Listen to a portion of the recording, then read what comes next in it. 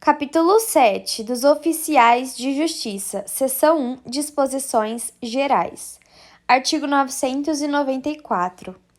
Incumbe ao oficial de justiça: 1.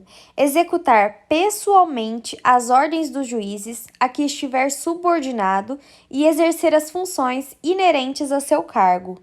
2. Comparecer diariamente ao ofício ou setor correspondente ao juízo em que lotado, registrar presença em livro de ponto ou ponto biométrico e aí permanecer à disposição do juiz quando e como escalado, ressalvada a fixação de periodicidade diversa para registro da presença, a cargo do corregedor permanente da unidade judiciária a que é vinculado o oficial de justiça, à vista de fundamentada análise das peculiares condições de serviço e vedada a ausência de registro da presença por 2 ou mais dias úteis consecutivos, o que deverá ser objeto de comunicação à Corregedoria Geral da Justiça.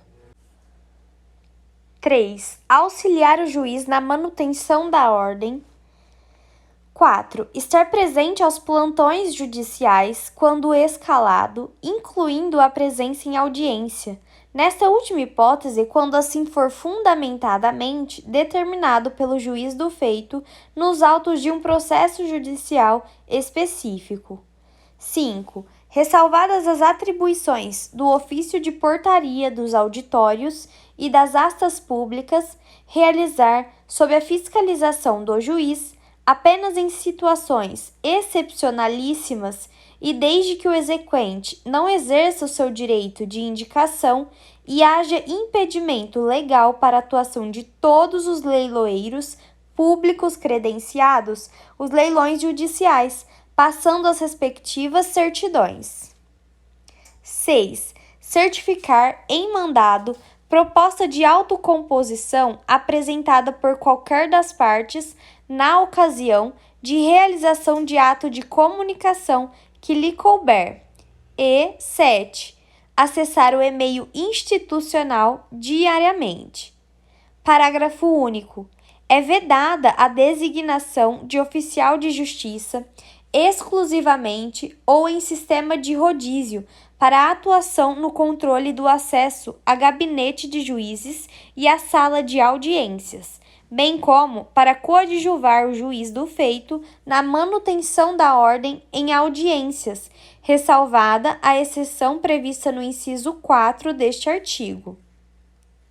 Artigo 995. Em toda vara ou setor, os mandados serão distribuídos na forma regulada pela Corregedoria Geral da Justiça, a cada um dos oficiais de justiça neles lotados e em exercício. Parágrafo 1º.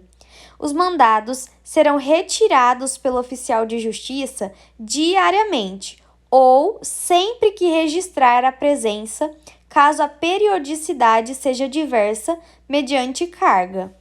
Parágrafo 2. Inexistindo prazo expressamente determinado na ordem judicial, os mandados serão cumpridos dentro de 45 dias, ressalvado o prazo menor genérico por determinação pelo juiz corregedor permanente da SADM ou onde não houver do ofício judicial. Parágrafo 3º. Em se tratando de mandado destinado à intimação para audiência de conciliação ou de mediação, o cumprimento e devolução serão efetivados até 20 dias úteis antes da data designada. Parágrafo 4º. Em se tratando de mandado destinado à intimação para qualquer outra audiência, o cumprimento e devolução serão efetivados até 10 dias úteis antes da data designada, salvo determinação contrária do juiz do feito. Parágrafo 5. Todos os mandados expedidos em processo crime de réu preso serão cumpridos dentro de 3 dias, salvo determinação contrária do juiz do feito. Parágrafo 6. São vedadas a devolução de mandados sem cumprimento a pedido de qualquer interessado e sua passagem de um para outro oficial de justiça diretamente, salvo ordem do juiz do feito, cuja ocorrência será certificada nos autos. Parágrafo 7. É vedada a indicação de oficial de justiça pela parte ou por seu procurador, bem como a prática de se atribuírem os mandados do dia ao oficial de justiça de plantão, ressalvadas, nessa última situação, as hipóteses de evidente urgência em que haja expresso deferimento pelo juiz da causa. Parágrafo 8. Vencido o prazo, o oficial de justiça devolverá o mandado ao cartório, certificando os motivos da demora ou do descumprimento.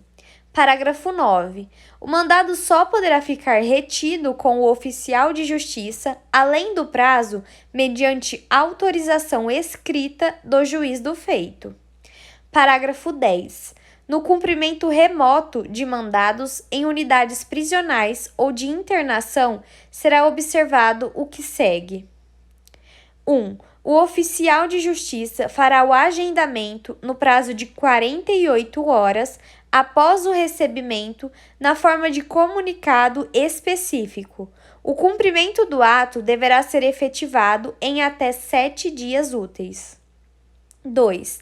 Em caso de agendamento em prazo superior a 7 dias úteis, a partir do contato, o oficial de justiça certificará nos autos com anexação da resposta da unidade, podendo o juiz do feito aguardar a data ou converter o cumprimento do mandado em presencial, por decisão nos autos, comunicando a SADM ou, onde não houver, diretamente ao oficial de justiça. 3. Na hipótese de conversão do cumprimento em presencial, a ser efetivada em comarca diversa não contígua, determinará o juiz do feito a devolução do mandado sem cumprimento e a expedição de carta precatória. 4. A conversão do cumprimento remoto em presencial será informada pelo oficial de justiça à unidade prisional ou de internação na mesma forma do agendamento, para a liberação da data. 5. O procedimento deste parágrafo será observado para o cumprimento remoto direto pelo ofício judicial, na forma do artigo 1245, parágrafo 4. Parágrafo 11. Nos casos de violência doméstica e familiar contra a mulher, 1. Os mandados referentes a medidas protetivas de urgência decretadas deverão ser cumpridos no prazo máximo de 48 horas, distribuídos em regime de plantão. 2. Os mandados de intimação da vítima a que se referem o artigo 440-A das normas de serviço da Corregedoria Geral de Justiça serão cumpridos de forma imediata, distribuídos em regime de plantão. Artigo 996. Antes de entrar em gozo de licença ou qualquer outro afastamento, o oficial de justiça devolverá todos os mandados em seu poder, observados os parágrafos 1º e 2º deste artigo. Parágrafo 1º.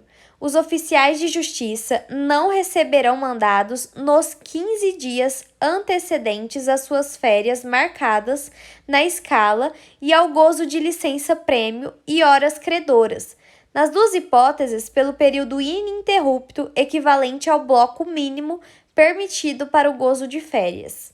Nesse prazo, cumprirão os mandados anteriormente recebidos e só poderão entrar em férias ou em gozo de licença-prêmio e horas credoras sem nenhum mandado em mãos, vedada a baixa para a redistribuição. Parágrafo 2. Se as férias marcadas em escala ou o gozo de licença-prêmio e horas credoras formarem com o recesso período ininterrupto de descanso, a distribuição dos mandados cessará nos 15 dias que antecederem ao recesso. Parágrafo 3º.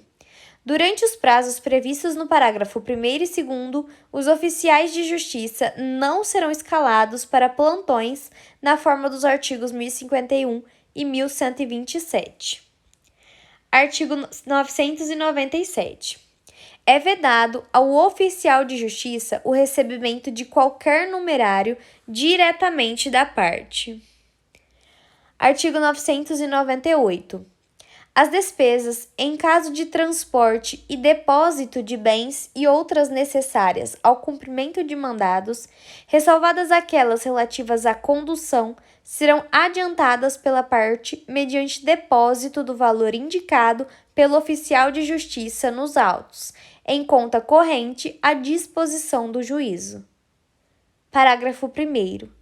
Vencido o prazo para cumprimento do mandado, sem que efetuado o depósito, a referido no caput, o oficial de justiça o devolverá, certificando a ocorrência. Parágrafo 2º. Quando o interessado oferecer meios para o cumprimento do mandado, deverá desde logo especificá-los, indicando dia, hora e local em que estarão à disposição, não havendo nesta hipótese depósito para tais diligências. Artigo 999. A identificação do oficial de justiça no desempenho de suas funções será feita mediante apresentação de carteira funcional obrigatória em todas as diligências. Artigo 1000. O oficial de justiça, ao efetuar qualquer ato de cientificação, como citação, intimação ou notificação, no caso de o cientificando não exarar sua nota do ciente, deverá certificar pormenorizadamente tal ocorrência no mandado, incluída a descrição física sucinta de quem se recusou. Artigo 1001. Nas citações por hora certa, o oficial de justiça certificará os dias e horários em que o réu foi procurado, descrevendo minuciosamente todos os fatos e circunstâncias que despertaram a suspeita de ocultação e fazendo a citação, de preferência, em pessoa da família. Artigo 1002. Nas citações de pessoas jurídicas ou sociedades sem personalidade jurídica, serão observados os incisos 6 e 7 do artigo 12 do Código de Processo Civil, cercando-se a diligência das cautelas necessárias no sentido de evitar prejuízo às partes. Artigo 1003. O oficial de justiça, ao proceder às citações, inclusive as por hora certa, e em especial a investidura de depositário de bens, exigirá a exibição do documento de identidade do citando e do depositário, anotando nos autos lavrados os respectivos números. Parágrafo 1º. Nas ações de despejo, verificando que se trata de imóvel de habitação coletiva multifamiliar, o oficial de justiça dará ciência a todos os ocupantes do imóvel, que serão identificados e certificará a respeito. Parágrafo 2º.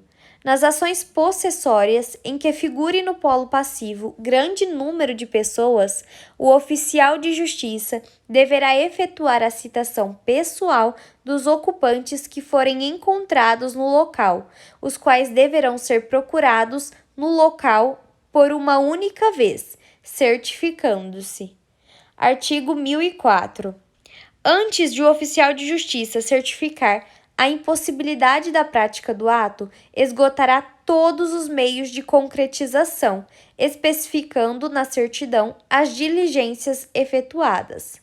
Parágrafo único. Quando houver mais de um ato determinado no mandado e entre um e outro houver interregno superior a 7 dias úteis, transcorrido ou a transcorrer durante o cumprimento, o oficial de justiça, sem devolução, lavrará no sistema certidão intermediária sobre o quanto já praticado em 24 horas, mantido em seu poder o mandado para a prática do ato seguinte, ressalvada cobrança sem cumprimento pelo juiz do feito. Artigo 1005. Considera-se não praticado, para fins de ressarcimento de despesas, o ato que infringir os requisitos estabelecidos neste capítulo. Artigo 1005-A. Os números de telefone celular dos oficiais de justiça, que devem estar atualizados, constarão em rol e ficarão à disposição de terceiros para agendamento de diligências que possam ou devam acompanhar na SADM, ou onde não houver, no ofício judicial. Parágrafo único. O oficial de justiça poderá recusar o repasse do número de seu telefone celular a terceiros por mensagem eletrônica ao chefe da SADM ou, onde não houver, ao escrivão judicial.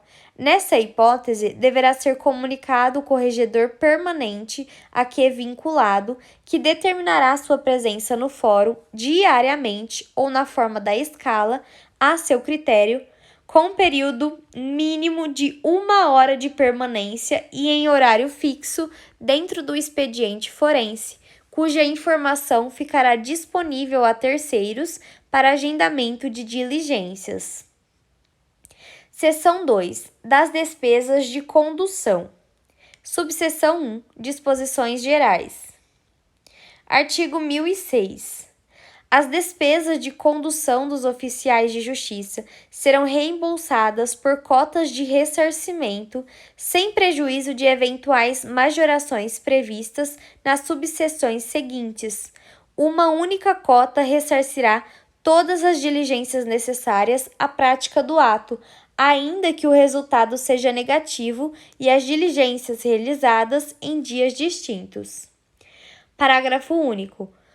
O valor para ressarcimento previsto neste artigo, que se calcula somente com base no percurso de ida, abrangerá sempre os percursos de ida e volta do oficial.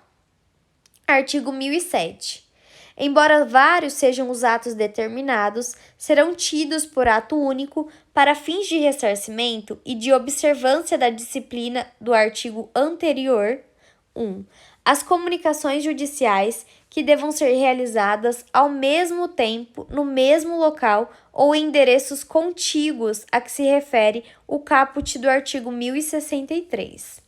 2. As intimações que devem suceder imediatamente a ato de constrição, tais como os de penhora, arresto, sequestro e depósito.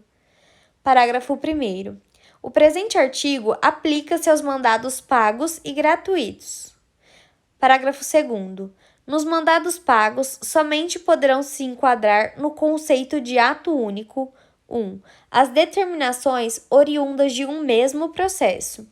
2. As ordens emanadas em ações distintas, desde que propostas pelo mesmo autor ou autores em litisconsórcio contra o mesmo réu ou mesmos réus em litisconsórcio. 3. As ordens exaradas na mesma ação ou em ações distintas de mesma natureza, propostas pela mesma pessoa jurídica de direito público contra um ou mais réus em litisconsórcio ou não, execuções fiscais. Parágrafo 3º. Nos feitos criminais, haverá ato único se o oficial de justiça puder cumprir, num mesmo estabelecimento prisional, 1.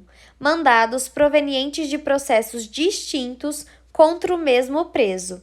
2. Mandados expedidos contra mais de um preso pelo mesmo processo.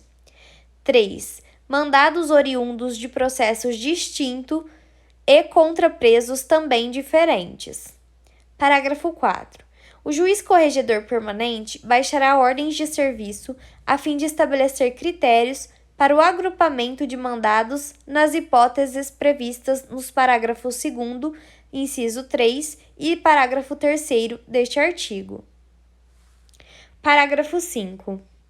Em se tratando de diligências gratuitas, determinações oriundas de feitos distintos também deverão ser enquadradas no conceito de ato único para fins de ressarcimento.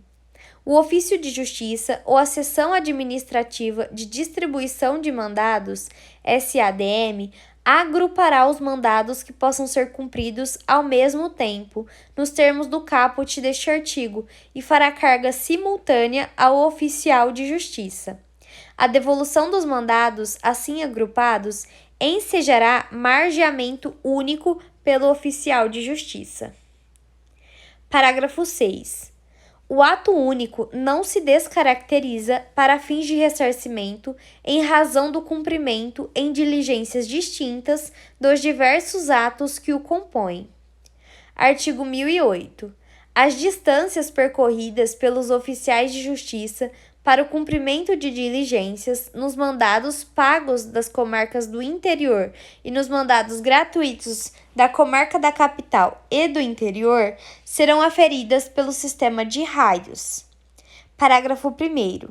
Na comarca da capital, considera-se raio a linha reta da distância percorrida para o cumprimento de uma ou mais diligências a partir da sede do juízo, desconsideradas as curvas, vias de contramão, interdições, enchentes e ruas inacessíveis. Parágrafo 2º.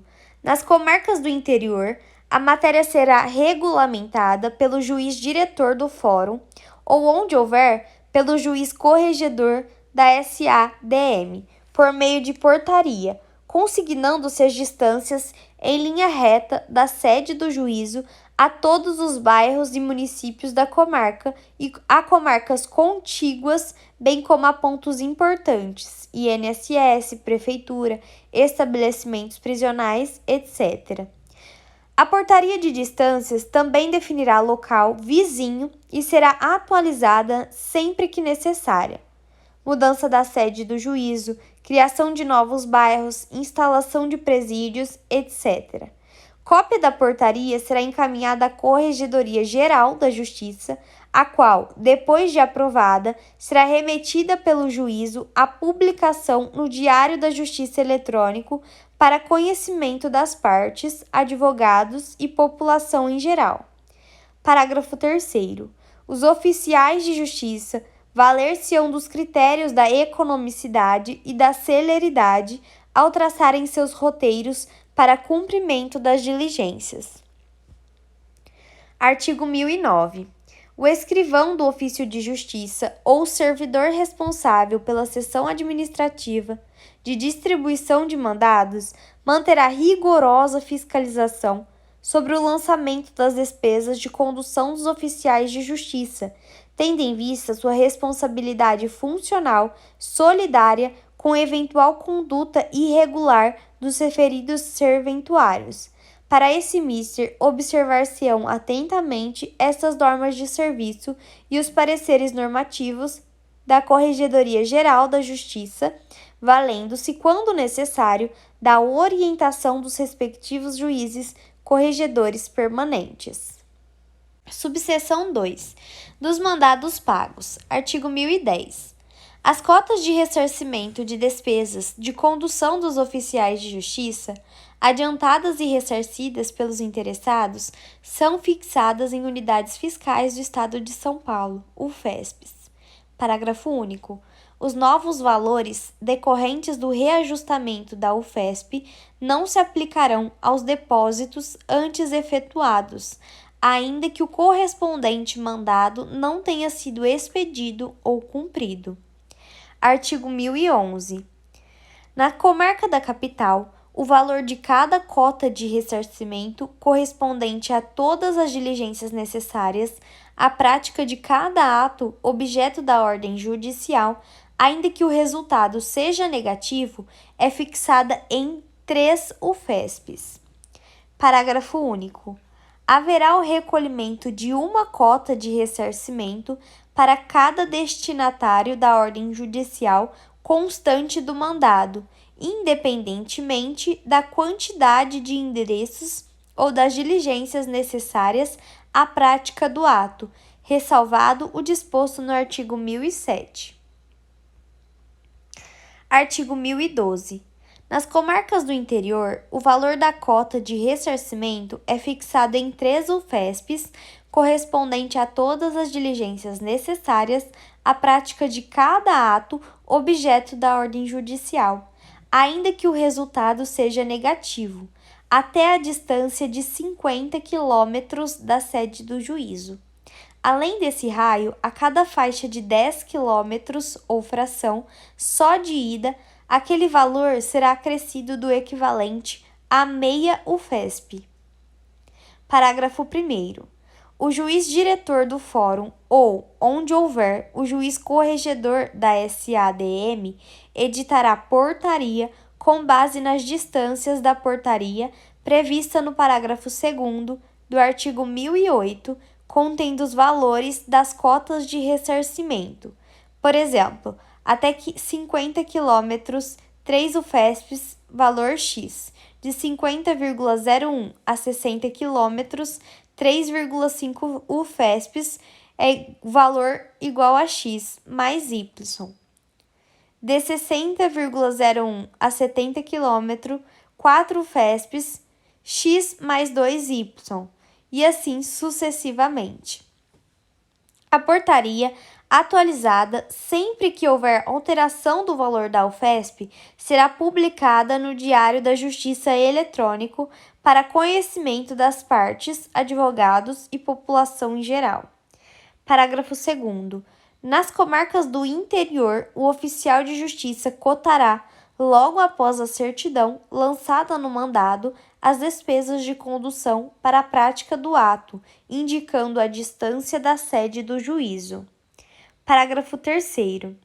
No cumprimento de atos no território das comarcas localizadas nos estados vizinhos, de acordo com o protocolo de cooperação celebrado, o oficial de justiça, munido de um ofício de apresentação, dirigir-se-á ao fórum local, onde os funcionários do respectivo ofício de justiça, subordinados ao juiz diretor do fórum, lhe fornecerão todas as informações solicitadas, especialmente a respeito da localização e dos meios de acesso ao local designado para cumprimento do ato. Neste caso, o reembolso das despesas de condução será fixado, bem como os atos serão praticados de acordo com as normas previstas neste capítulo. Parágrafo 4. Haverá o recolhimento de uma cota de ressarcimento para cada destinatário da ordem judicial constante do mandado, independentemente da quantidade de endereços ou das diligências necessárias à prática do ato, ressalvado os disposto no caput e no artigo 1007. Artigo 1013. Os valores despendidos pelo oficial de justiça com pedágio rodoviário, balsa ou ferryboat no cumprimento de mandados pagos serão recolhidos antecipadamente por meio da respectiva guia, se o interessado, ciente das circunstâncias, souber de antemão o valor do gasto excepcional. Do contrário, o oficial margeará a despesa que suportar no mandado para que depois venha a ser ressarcido pelo interessado. Parágrafo único. No caso de cumprimento do mandado por 2 ou mais oficiais de justiça, somente haverá o ressarcimento àquele que suportou os gastos da diligência. Artigo 1014. Ressalvados os casos de diligências gratuitas, o autor, logo após a distribuição da inicial, comprovará o recolhimento do valor devido. Igual comprovação será feita com o requerimento de realização de diligências no curso do processo, sem o que não serão efetuadas. Artigo 1015. Nas buscas e apreensões, em casos de crimes contra a propriedade imaterial, as quantias referentes ao pagamento das despesas com condução deverão ser também previamente adiantadas. Artigo 1016. O recolhimento das despesas de condução será efetuado por meio de guia própria, GRD, Guia de Recolhimento de Diligências, para crédito em conta aberta na agência ou posto bancário da comarca ou fórum, a que é distribuído o feito correspondente. Parágrafo único. A Guia de Recolhimento das Despesas de Diligência, GRD, terá 5 vias, modelo próprio, destinando-se a primeira ao estabelecimento de crédito, a segunda à parte, a terceira e quarta à guarda pelo escrivão e a quinta ao entranhamento nos autos. Artigo 1017. O preenchimento da guia poderá ser feito diretamente no sítio eletrônico do Banco do Brasil na internet, do qual será gerado o correspondente boleto de pagamento. Além da indicação do valor e da conta corrente do depósito, o interessado preencherá a guia informando os nomes do depositante e das partes, autor e réu, a comarca ou fórum onde ajuizado o feito ou distribuída a carta precatória, o ano do processo e, quando conhecidos, a vara de tramitação e o número do processo. Parágrafo 1º. O boleto terá 4 vias.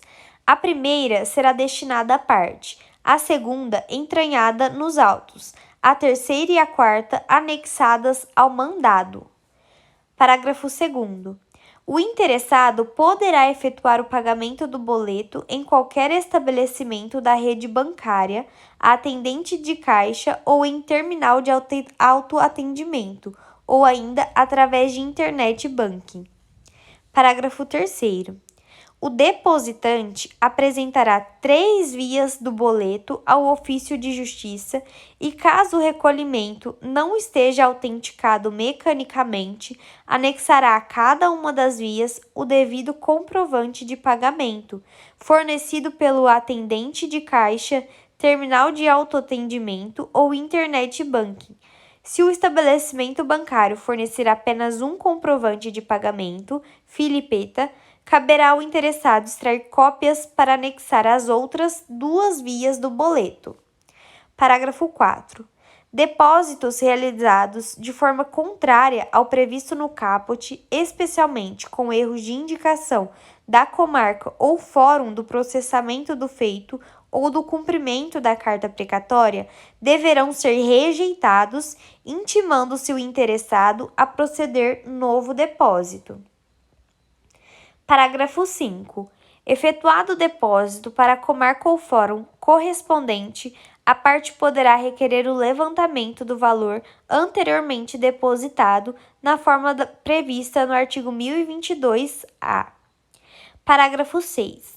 Na hipótese de carta precatória itinerante e não se tratando de comarcas pertencentes ao compartilhamento de mandados eletrônicos, artigo 1091-A, em que a conta bancária de depósito da guia de diligência seja diversa daquela que atrelado o oficial de justiça apto a recebê-la, o ofício judicial ou a ASA-DM, que por último realizar a diligência, deverá, antes da devolução ao juízo deprecante, oficiar ao ofício judicial ou SADM da comarca onde feito o depósito para solicitar a transferência do valor em vista do ressarcimento ao oficial de justiça.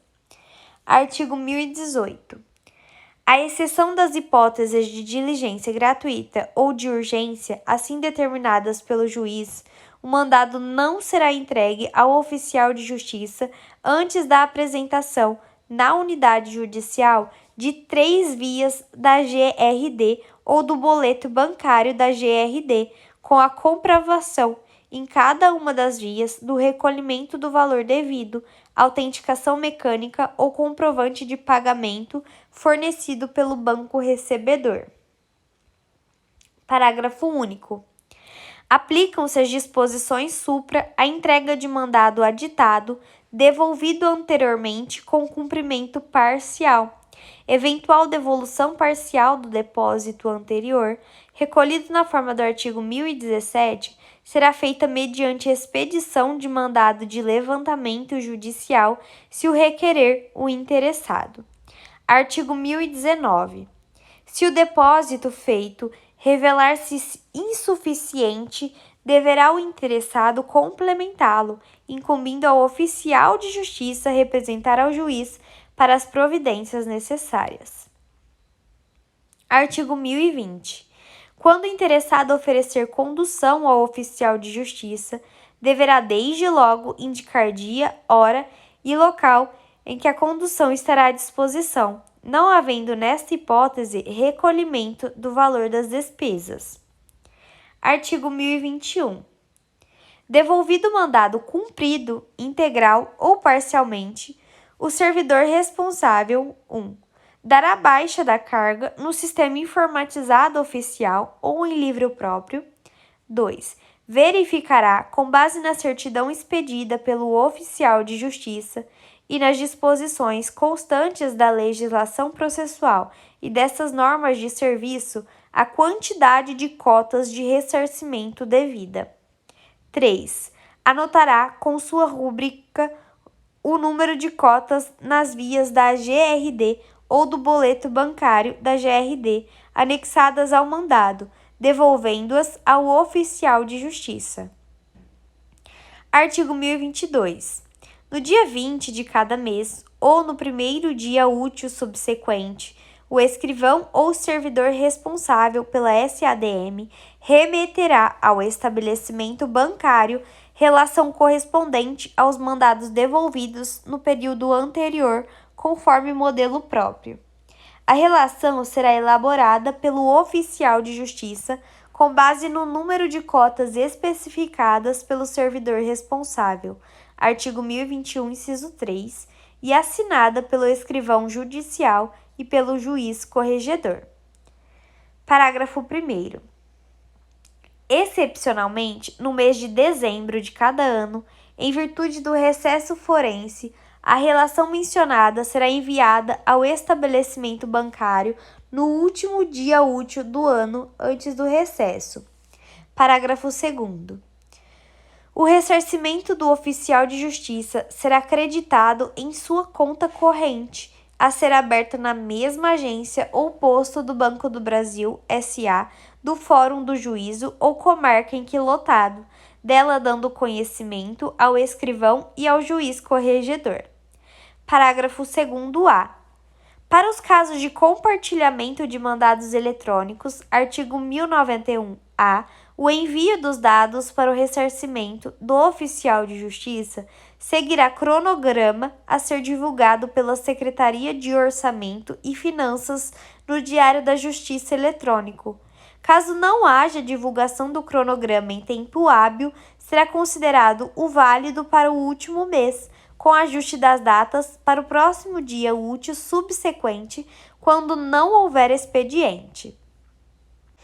Parágrafo 3º. Uma das vias da GRD ou do boleto bancário da GRD entregue ao oficial de justiça, artigo 1021, inciso 3, será devolvida com a relação de mandados para ser arquivada em classificador próprio, juntamente com cópia da autorização para crédito em conta, devidamente assinada pelo juiz corregedor e pelo escrivão, quando do pagamento, em nome de cada oficial de justiça. Parágrafo 2. Parágrafo 4. A outra via da GRD ou do boleto bancário da GRD entregue ao oficial de justiça permanecerá com o mesmo para fins de controle. Parágrafo 5. A autorização de crédito em conta a ser arquivada deverá obrigatoriamente ser preenchida de forma integral nos campos próprios: nome do oficial, número do processo, número de atos realizados e das respectivas cotas de ressarcimento, número do RG, número da conta corrente, número da guia e valor, vedada a não discriminação das informações. Parágrafo 6. Em caso de cumprimento parcial do mandado ou em qualquer hipótese de depósito a maior pelo interessado, o valor a ser creditado corresponderá apenas ao dos atos relativos às diligências realizadas, qualquer que seja seu resultado.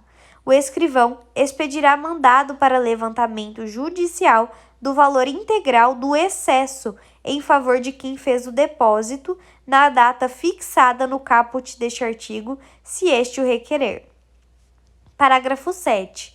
Na hipótese da devolução de mandado sem cumprimento, o valor recolhido poderá ser utilizado pela parte em outra diligência dentro do mesmo processo, facultado o levantamento do valor nos termos do parágrafo 6 deste artigo. Parágrafo 8.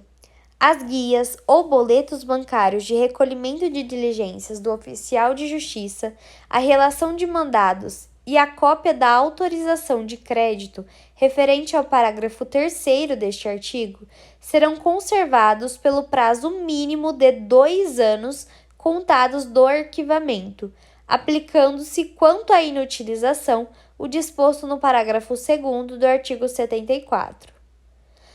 Parágrafo 9. Nas hipóteses previstas nos parágrafos 6 e parte final do parágrafo 7 deste artigo, e para os casos de compartilhamento de mandados eletrônicos, artigo 1091-A, o escrivão providenciará a conferência do valor, expedirá ofício em modelo institucional específico e encaminhará para a Secretaria de Orçamento e Finanças via e-mail institucional que providenciará a restituição ao interessado. Artigo 1022-A. O levantamento da guia de recolhimento de diligência, quando não houver a distribuição do processo, será requerido diretamente ao juiz corregedor da SADM da comarca a que é dirigido o depósito, quando existir, ou na inexistência, ao juiz diretor do fórum. Parágrafo 1º. O requerimento conterá agência, código cedente, data emissão, data do pagamento, pagador, número do depósito, nome do autor, nome do réu, com a qualificação completa da pessoa autorizada a receber, RG, CPF, nome completo, e será apresentado pelo depositante ou seu procurador, juntamente com as vias originais da guia de recolhimento de diligência, a via original e uma cópia do comprovante de pagamento, filipeta, e a comprovação da não distribuição da ação, certidão negativa de distribuição. Parágrafo 2º. O funcionário responsável pela SADM ou a unidade judicial a que estiver vinculado o juiz diretor do fórum, quando o caso, providenciará a expedição do alvará de levantamento, GRD, processo não distribuído, nele constando todos os dados da guia de recolhimento de diligência, agência, código cedente, data emissão, pagador, número do depósito, nome do autor, nome do réu, com a qualificação completa da pessoa autorizada a receber, RG, CPF, nome completo. Parágrafo 3º. O alvará de levantamento, GRD, processo não distribuído, será instruído com 2 vias da guia de recolhimento de diligências, do comprovante de pagamento, filipeta, e da procuração, quando o caso, e será entregue mediante recibo ao depositante ou seu procurador. Parágrafo 4. A terceira via da guia de recolhimento de diligências e a cópia do comprovante de pagamento, filipeta, serão anexadas à cópia do alvará de levantamento, GRD, processo não distribuído, para arquivamento em classificador próprio com indexador por ordem alfabética ou por número da guia de recolhimento de diligência, a fim de se evitar fraudes ou duplicidade no pagamento. Parágrafo 5. Decorridos 2 anos do arquivamento, as cópias dos alvarás e dos documentos nelas anexadas poderão ser inutilizadas, observadas as diretrizes do Comunicado SAD 11 de 2010. Parágrafo 6.